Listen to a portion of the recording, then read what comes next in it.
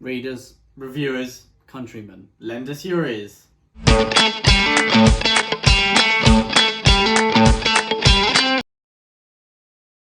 Welcome back to the Brothers Gwynne channel for this video on our February reads. But alongside our books, we've had quite a great. It's been a month, pretty good hasn't we? February, yeah, definitely. Yeah. We watched The Outlaw King, which is a fantastic film on that is Netflix. an amazing film. We also had our first lesson via Zoom with the very kind Christian Cameron talking about dagger plays from the medieval period. Oh, that was so interesting and so much fun. So thank you, Christian, if you are watching this. That we absolutely loved it. And we also started our channel, so we've been going for about 2 weeks now, and we're loving it. So let's talk about what we read during February. So Will, would you like to kick us off? I definitely will. So, one of my first books was Coraline by Neil Gaiman. We've both been on a recent Neil Gaiman binge. We have. And so I thought I'd extend it to Coraline, which I've never actually read before. I remember about 10 years ago, probably, I watched the film and I was terrified. It's scary. And those types of animations that I find really freaky, to be honest. the button eyes can't do it. But 10 years on, I thought maybe I can deal with it now. I was wrong. No. Did you have any nightmares? Yeah, it was still scary. This is a children's book, but it's still terrifying. But don't let that put you off. Coraline, I felt unlike his other books. It is more childlike. And so it's probably less enjoyable reading it as an adult than it is reading the Graveyard Book. I think it's more solely aimed at the demographic of children. It was still great fun to read though, and another book of Neil Gaiman's that I've managed to get through again. I'm really loving going through this binge again.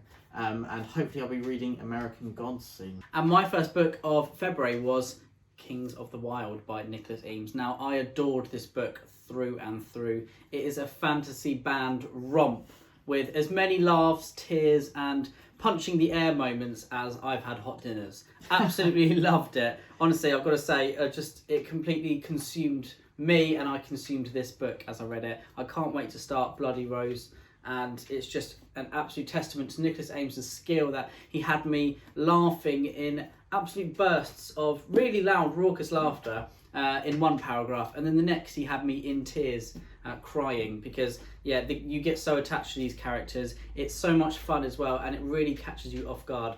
The moments that hit home are often the simplest moments, and Nicholas Eames does this really well. So absolutely love this. I would recommend this to everyone, whether they read fantasy or not. Fantastic book. Yeah, you definitely loved it, because weeks after reading it, you read this quite early February, weeks after reading it, you're still talking about it and you're like, well, you need to start reading it. Exactly. So I will be jumping on that bandwagon pretty soon. Yeah, the band saga in this, the characters here that are on the front cover are just, you go attached to them so easily, and also the fan art that is out there is phenomenal, so I'll definitely check that out as well. So thank you, Nick. Wonderful book. My next book was The Last Kingdom by Bernard Cornwell. So by Ed's side, you can tell he loves this series. I don't know how I've not got around to this before. So in case you don't know, The Last Kingdom is a historical fiction series by Bernard Cornwell. It's in the past few years been adapted into a Netflix series. I think there's 4 seasons out now, and we really enjoy the programme. So it's one of those rare occasions where I've actually watched the adaptation before reading the books, which is blasphemy, I know, but it still didn't change the reading experience. I really thoroughly enjoyed this first instalment in the series. I think obviously Bernard Cornwell, he writes battles brilliantly, he has an engaging plot, but as I say of every other book of his I've read, the shining light is his characters. Yeah. They're so just brilliant. You go from the hilarious to the evil, ones you love and hate, and they're just very authentic. And many in between as well. Many in between, and much as I'd like to talk about this for half an hour, I think Ed wants to get on to his next book now. So The Last Kingdom by Bernard Cornwell. It was great. And my next book during February was The Druid by Stephen McKay, and I really enjoyed this book. I think it had a really solid cast behind it. It's a historical fiction set in the period just after the Romans have left Britain. So Britain is kind of fending for itself with Saxons and Britons and still kind of Celtic related people roaming around the place. And the tale focuses around the character who's the Druid, and he's a great character, great main character for the story. There's a solid cast behind him. He's got some loyal dogs, which I love reading about dogs. Don't we all? Anytime, whether it's a fact book about different breeds of dogs or it's dogs in our stories, and they were really good. I think there are a few moments, kind of the language in the book, that made me feel like it was a medieval setting rather than Celtic, which kind of just felt a little bit jarring some of the time. But nevertheless, I'm still looking forward to getting to book 2. Action was written really well, and still an enjoyable read. Well, glad you enjoyed Ed. My next book was The Counsellor, which Ed also read this month. So we'll leave a link to our full review of The Counsellor in the description below, but just a short summary. The Counsellor is a Machiavellian political fantasy that is being released on the 2nd of March, and it is E.J.Beaton's debut. And it was fantastic, wasn't it? Brilliant characters. Some of the most fully fleshed figures that I've had the pleasure to read in fantasy. We both really enjoyed it, and that's basically all there is to say. It was a great read, and one of my favourites of this month for sure. Yeah, it's not something I would usually pick up, but I really want to read a lot more political-based fantasy now. So, do check out our review of The Counsellor, guys. We'll leave it in the link below. All right, Ed, now on to your next read. What was that? And my next read this February was the much anticipated Red Rising. Now, I've been really looking forward to diving into this series because I've heard some absolutely amazing things about it. Now, what I heard from many reviewers that I follow, such as Petrick and Daniel Green and Mike Book Reviews, and many others, have said that Red Rising, they had very similar thoughts to what I did, really, that it was really good, had a really great foundation. There are a few issues with kind of the Mary Sue, the Gary Stu character, Darrow, kind of amazing at everything, but that is said to have picked up in book 2, and I will confirm that in a little bit, where I'll be talking about Golden Sun. But Red Rising on its own, I really enjoyed this. The characters felt so unique, so different to one another. The world that Pierce Brown has created is fantastic. It's in the first person in the present tense, and I really haven't read many books like that before, so it's a bit of a kind of a tonal shift for me. But it was written really well. It feels strange that this is actually a debut. I think, although there were some things that I kind of struggled with, there were many things that I absolutely loved about this book. So I will talk about Golden Sun in a moment. But before we get on to Ed's Golden Sun, I'm going to talk a bit about Rivers of London by Ben Aronovich. Last month, Ed read book 1 and 2 of this series, and you really enjoyed it, and so I thought, I want to as well. I listened to it on Audible, and the narrator was fantastic. Rivers of London is an urban fantasy, which is Ben Aronovich's debut, and it centres around the figure of Peter Grant, who's a police constable. And each book it's almost like a standalone that links loosely to the next book, and each one centres around an investigation. Rivers of London was so funny, wasn't it? Yeah. You get introduced to a great cast of characters, which was really enjoyable. I really enjoyed the read, and I just wanted to learn more about these characters, and I'll talk a bit more about that when I talk about Moon Over Soho, which is the sequel. And my next reads this month were a series of novellas by Christian Cameron. They are called Tom Swan and the Siege of Belgrade. Now, I have read 4 of these novellas this month, and they're around 100 pages each, these novellas, and I've got one more left to read until the series is complete. So, I absolutely love Tom Swan. I'll be talking about lots of it on the channel, but they are really short, they're fun. It's basically, as described as Christian Cameron himself, a historically accurate Indiana Jones set in the 15th century. So it's in the 1450s. Tom Swan is a young man who has just been in the defeated English army at Castillon, which was the last battle of the 100-Year War between England and France. And from there he goes on many misadventures. He blunders his way into many different scenarios that are just so fun to read, so enjoyable. I feel like I learn so much. I always want to be Tom Swan. He always seems to have the best time, whether he's going out buying these amazing Italian clothes in Rome, having duels in Venice, going over to Constantinople and being involved in the final siege there, and just getting himself into all-round trouble and making friends. So I absolutely love them. I find them so addictive, and I cannot wait to finish the last one. And this month I actually delved into the Tom Swan novellas, beginning with part 1, which is Castillon, Tom Swan and the Head of St. George. After Ed's been talking about Tom Swan for the past year, I felt like I already knew him. And he really is a fantastic character who I find that we can relate to a lot. He's quite scholarly, we love reading, but he also loves his clothes and he loves he wants to forge a reputation for himself, but he's feeling a bit out of place. As Ed said, they're about 100 pages long, and because of Ed's passion and everything he said, there's not really much I can add other than to say that I loved this first part to the novellas, and I'm really looking forward to carrying on with them in March. Yeah, if anyone wants any kind of medieval historical fiction that is in short bite chunks, but also links to a whole longer series that feels actually like you're reading a whole book, then I'd really recommend Tom Swan. Absolutely love them. Please read them. Do it. And the next book that I read was actually an Osprey book, which is about the Battle of Chukesbury in 1471. This is one of the final battles of the Wars of the Roses that actually ended at the Battle of Bosworth in 1485. Some say it actually officially ended in 1487 at the Battle of Stoke. But nevertheless, this was a really interesting read. I've reenacted at this battle before with my medieval society. Absolutely loved it. I wanted to write a little bit of a short story about this. So I feel like I needed to do a bit of research about it. So this was one of the first books. It's always good to dive into Osprey to start with when you're looking at researching, and then see where your research takes you. I love reading non-fiction. I find myself always going down rabbit holes that I don't regret being thrown down. So I absolutely love them. This was an informative read. I absolutely really recommend it. It's got some beautiful pictures by Graham Turner. And if you want to find out a bit more about how the battles worked in the Wars of the Roses, this is a very individual and unique battle, and I'd really recommend it. Great. I think I'll definitely be borrowing that off you, Ed, in the coming months. And now on to Moon Over Soho, which I mentioned earlier is the sequel to Rivers of London and is book 2 in this series. I said that at the end of book 1 there's a few characters that I wanted to see developed further, and really that was delivered in Moon Over Soho.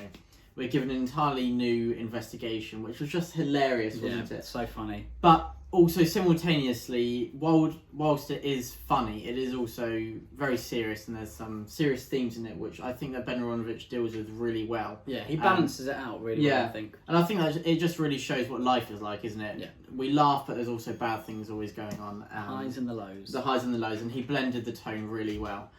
This is another really fun story, great on Audible again, and I'm really looking forward to progressing further with this series.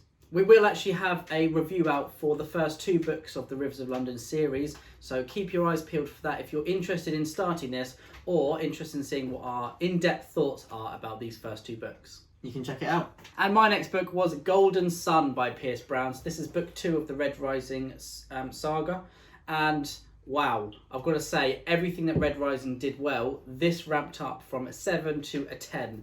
I absolutely love this book. I wasn't too keen on the beginning, to be honest. It felt a little bit slow for me, and I don't know what it was about it. I just didn't engage as much as I could have. But with the twists that Pierce Brown gave us, and the constant watching over Darrow's back, looking out for him, and I really felt like I connected with Darrow really well in this book. And the ending, oh my word, I just cannot believe what I was reading. It really knocked me for 6, to be honest. And I am going to pick up Morningstar straight away to find out what happens for the end of this trilogy. If you want to see what a real ending is like, this is how you write an ending. Absolutely fantastic. And I just was reading, looking like this the whole time. I was wondering why you're looking there. Yeah, I don't usually walk around like that. And my next book was Wings of the Storm, which concluded the Rise of Sigurd trilogy by Giles Christian. This is a historical fiction series set in 8th century Norway.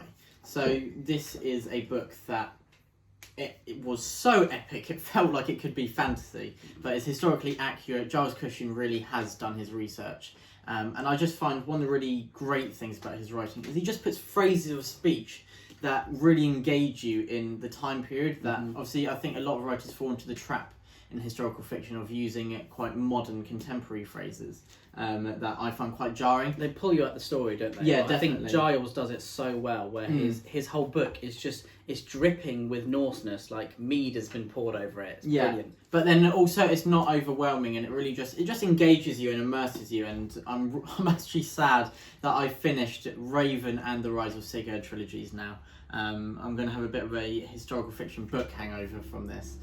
So Giles Christian, great conclusion to the series, and I'd recommend this to any lovers of Vikings, The Last Kingdom, or historical fiction. So Ed, what was the next book you read in February? I read Dead House Gates by Stephen Erickson. This is book 2 of the Book of the Malazan, and I'm slowly working my way through this series. Now, Dead House Gates, I've got to say straight off the bat, I much preferred Gardens of the Moon. I felt like even though it was a vast and complex book, I really connected with the characters. There were some excellent characters in Gardens of the Moon, and I think that was such a great intro for the world. Now, how this book shifted to basically a whole new cast, apart from one very small select group, and I just felt like it was a bit too meandering. It was very bloated. I mean, I think it's 960 pages, and I think quite a few could have been cut. I know that might be a sin, what I'm saying, because there are people who swear by the series, and I'm still going to have a carry lot of this people on. hunting you down. I know, now. I am sorry, and I want to love this series, and I'm definitely going to read Memories of Ice, because I love Stephen Erickson's writing style. The way he writes action is brilliant.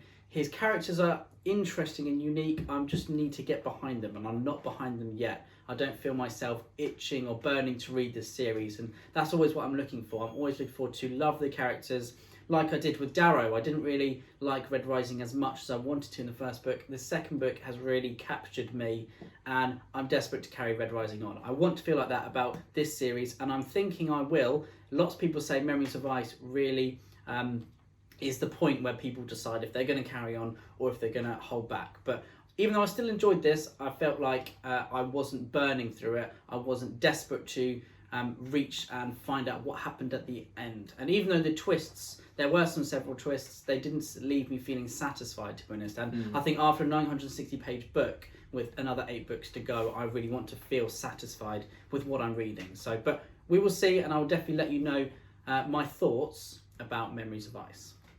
And my next book was The Fires of Vengeance by Evan Winter. The second instalment in the Burning. Wow. I'm going to say it here, William's obsessed with these books. Every single dinner time, towel this, towel that. And to be honest, I'm not bored of it. What is wrong with that? It's not, no, I don't find anything wrong with it. It's like how I am with Thomas Swan. So I can't wait to start this series. So I absolutely loved The Rage of Dragons when I read it about a year ago. And it went down in one of my favourite books of all time. And I've had The Fires of Vengeance waiting for a few months, and I've just been waiting to find a perfect time where I can dedicate to this without being distracted by other factors and having to just read a few pages here or there. So I finally got round to it. And I was thinking, I bet it's going to be great, but I'm not quite sure it can reach the lofty heights of The Rage of Dragons. But I was wrong. So wrong. The Fires of Vengeance, I couldn't believe it, but I think I actually enjoyed it even more. So this is a 10-star. This is a 10-star read. Fires of Vengeance was incredible. Tao is an amazing central figure. He's great. He has bad things about him, but you understand what motivates him, and he's really developed in the Fires of Vengeance, and so are the cast around him. There's an engaging plot. It is epic beyond epic, and I'm really looking forward to book 3 coming out, and I physically cannot wait for it. This was amazing, and that's basically all I can say. I think Ed will be reading The Rage of Dragons and The Fires of Vengeance soon, so when that's done, I cannot wait to do a more lengthy review on these.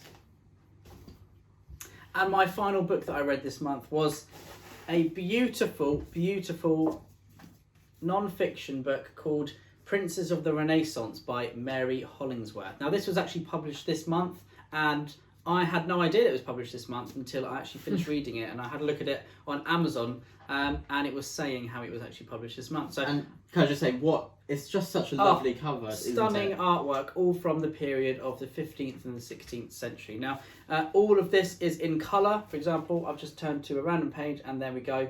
That is a beautiful colour spread. Now, the book is full of amazing pictures. Now, this is all about the key characters, the key figures of the Renaissance, the kind of humanist rejuvenation of Italy, if you want to say that, how it went through change from the 14th, 15th and the 16th century to develop into the cultural beast that it was in the 16th century. Now, there are amazing characters such as the different popes in 15th century Italy, the mercenary condottieri, Sforza family, to the Malatestas, the Spanish king, King Alfonso. If you want to read about any of these figures, any of these key people that changed Italy, that shifted the focus of the Renaissance, please read this.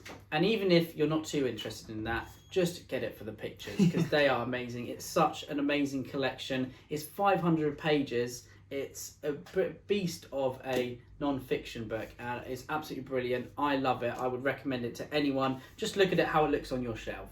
Okay, something like that. Amazing. And I just look at all their clothes. I love it. I'd love it if we could just walk around. If you could get away with that now, you would do it. Absolutely. I mean, I did try to go to uni looking like this once, but I just couldn't pull it off. Hey ho. But I would recommend this to everyone. Brilliant book, beautiful, and Mary Hollingsworth is it has a very readable style, definitely. Great, and one of my final books of the month was Mythos by Stephen Fry, which is the first book of his Greek retellings, which I think is preceded by Heroes and Troy. Mythos is really great first instalment in this. It starts with the origins of the gods of mankind, and it tells the stories from the epic struggle of the gods against the Titans, but also some of the more individual tales of mortal interacting with immortal. The beginning was a bit, whoa, for lack of a better word. Like the Silmarillion. Yeah, a bit like the Silmarillion at the beginning. It was a bit overwhelming, but it really gets into the fruity stuff just after that. Really, really interesting. I love mythology, but for some strange reason, haven't really read much about Greek or Roman mythology before, so this was rectified by Mythos. I thought the stories, as is the nature of mythological tales, got a bit repetitive nearing the end, but that's because Stephen Fry's saving some of the best tales for his future books. So Mythos was a great read, really enjoyable, learnt a lot. It's very intellectually engaging as well as being funny. Stephen Fry really injects his charismatic personality into his prose. And I'm really looking forward to starting Heroes and Troy soon, probably in March or April. And my final read of the month was Of Mice and Men by John Steinbeck. Oh, I can't mean the It's magical. Some dreams do come true. I'm joking. Of Mice and Men, I realised that most people my age had studied Of Mice and Men at around GCSE level, and because I hadn't, I felt that there was a bit of a gap there that I needed to fill. Of Mice and Men is a story I've heard a lot about, and it's meant to be amazing, and I read it and I think that it is a fantastic story. It's quite short, it's very sad, melancholic. I think whilst I was reading it, there's just this feeling of dread the entire time, which I was just like, oh no, I felt so under pressure. It was really well written. I think probably what didn't make me love it was I love to centre around characters. And whilst the main characters, George and Lenny, really were fleshed out, I thought that the others served only to really push forward. Superficial. Put there to just push forward the concepts and the failure of the American dream. And I love it when authors engage with concepts and they use allegories, but I think that it was a bit to the detriment of the characters. But other than that, of course, Of Mice and Men is heralded as an amazing book for a reason, and it really was. And I'm glad that I have got round to it. Yeah, I read Of Mice and Men as my English text at GCSE at secondary school. I've got to say, it wasn't the most exciting book that I'd read, especially at that age, I think, to engage me. Also, what didn't help, the fact was that I turned the first page and it had the massive spoiler of I won't say it in case you haven't read it, but you know what's happening. What If you've happens read it, you know. right at the end, there's a massive twist kind of thing, something big happens, and that was written on the textbook in pen. Why would on they the do first that? page, because children want to ruin everyone's experience of it, and you know. Oh, it was written by a It student. wasn't written by a teacher. It was written by a student. No. But hey ho, yeah, I probably I wouldn't have concentrated much anyway, which is a shame. But I would be interested to read it again now. I really want to check out a lot more John Steinbeck this year. Hopefully, Yeah. I've got Grapes of Wrath ready to read, which is a bit of a funny title, isn't it? Yeah, Grapes of it Wrath. is. But hey ho, I'm still looking forward to reading it. I've heard they've got a wonderful style. Oh, definitely wonderful style, and I think you'll really enjoy Grapes of Wrath. And moving on over to our books of the month. So this is the moment we've been waiting for. My book of the month was my first read of February. It was Kings of the Wild. Now, this is indeed a beautiful book. I absolutely adore it. I know what I said earlier. I will just repeat everything that I said. It's just fantastic. And I would recommend this to anyone, even if they don't read fantasy. It's so funny. It has lots of musical references, which, to be honest, even though I listen to a lot of 70s rock, I didn't really get, but you don't need them to enjoy the story, okay? So recommend this to everyone. I'm going to be pushing this on all of my friends, even if they don't read fantasy, even if they don't read whatsoever. This is so funny, it's so engaging, and I love it. And mine, I think I have to say an honourable mention was Wings of the Storm, but what I have to pick as my book of the month, which, if you made it this far through the video, I imagine you're not surprised, is going to be The Fires of Vengeance. I just love it so much, every single part. It's heart-wrenching, it's heartwarming. You see the themes of friendship, but also betrayals, and it is... there's nothing that could make it better. Extreme revenge is what I've heard. Oh, Tao is an angry man. He's an angry man, but for a reason, and you really do get behind him. But then he's just such a humane character, and I love it so much. So my book of the month, The Fires of Vengeance. So those are February reads. I think we can both say that we've had a really diverse reading month. I've read from fantasy to historical fiction to children's literature to literary fiction. It's been very diverse. Yeah. And the books engage with a whole variety of themes that I think we can both agree that we've had a great time. haven't Absolutely. we? Yeah, it's been a really good February. Thank you again to Christian for teaching us some dagger play. Thank you so much. It's also amazing to see Christian's knowledge in Tom Swan as well. So it's even more enjoyable when you're kind of learning to use the medieval weapons and also reading about it in a historical fiction format as well. So it's great fun. We've had a great month about reading. Thank you so much for watching our video. Let us know in the comments below what you think of any of these reads, whether you've read the next book. I'd love to see what people think about Morning Star. Did you like Red Rising as much as Golden Sun? What do you think of the twists at the end? Please let us know, guys, and we will see you all very soon. The Brothers Gwynne. Truth and courage. Truth and courage.